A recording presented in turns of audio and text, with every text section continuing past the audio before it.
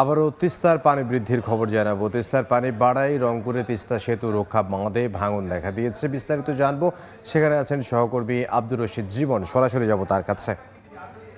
জীবন, উজানের পাহাড়ি ঢলে আবারও বাড়তে শুরু করেছে তিস্তার পানি এবং এই তিস্তার পানি বৃদ্ধি পাওয়ায় কিন্তু তিস্তার একটি সেতু রক্ষা বাঁধ রয়েছে। বিশেষ করে তিস্তা দ্বিতীয় যে সেতুটি রয়েছে সেটির যে রক্ষা বাঁধ রয়েছে সেই বাঁধটিতে কিন্তু আবারও ভাঙন শুরু হয়েছে এবং ইতিমধ্যে গতকালকে থেকে আজকে পর্যন্ত প্রায় 30 মিটার কিন্তু বাঁধের ভেঙে গেছে। এবং আমরা যেটি দেখছি, রংপুরের এই মহিপুরের যে বাঁধটি রয়েছে এটি কিন্তু মূলত রংপুর লালমনিরহাটের যে সড়কটি রয়েছে সেই সড়কটি রক্ষা করার জন্য কিন্তু এই বাঁধটি নির্মাণ করা হয়েছে। পাশাপাশি যে ব্রিজটি রয়েছে দ্বিতীয় তিস্তা সেতু, সেই সেতু রক্ষার জন্য এই বাঁধটি নির্মাণ করা হয়েছিল।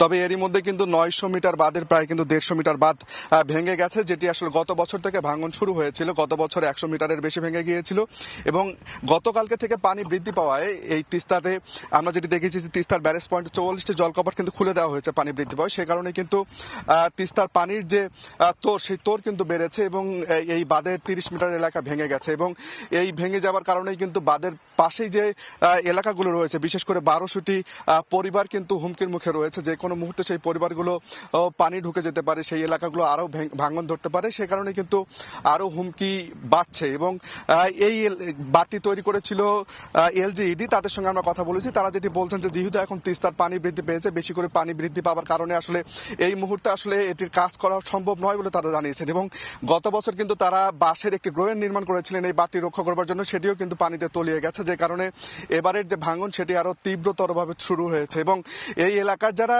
স্থানীয় রয়েছেন তারা বলছেন এই বাঁধটি যদি অতি দ্রুত মেরামত করা না হয়, বাঁধের ভাঙন যদি রোধ করা না হয়, তাহলে এই তিস্তা সেতু যেমন হুমকির মুখে থাকবে, রংপুর লালমনিরহাটের আঞ্চলিক সড়কটি যেমন হুমকির মুখে থাকবে, পাশাপাশি স্থানীয় যে বাড়িঘর রয়েছে সেইগুলো কিন্তু হুমকির মুখে রয়েছে। এবং বলে রাখি যে এই এলাকাতেই কিন্তু আসলে তিস্তার পানি বাড়লেই কিন্তু ভাঙন শুরু হয়, ফসল ক্ষেত সবকিছু কিন্তু আসলে ডুবে যায়।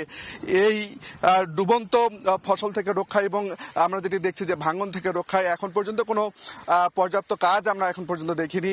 মেরামতের কাজ এখনো শুরু হয়নি, যদিও এলজিইডি বলছে পানি কমলেই তারা আসলে এই বাঁধটি মেরামতের জন্য কাজ শুরু করবে। তো সব মিলে এই ছিল রংপুরের তিস্তার পাড় থেকে সব শেষ। সহকর্মী আব্দুর রশিদ জীবন রংপুর থেকে যোগ দিয়েছিলেন।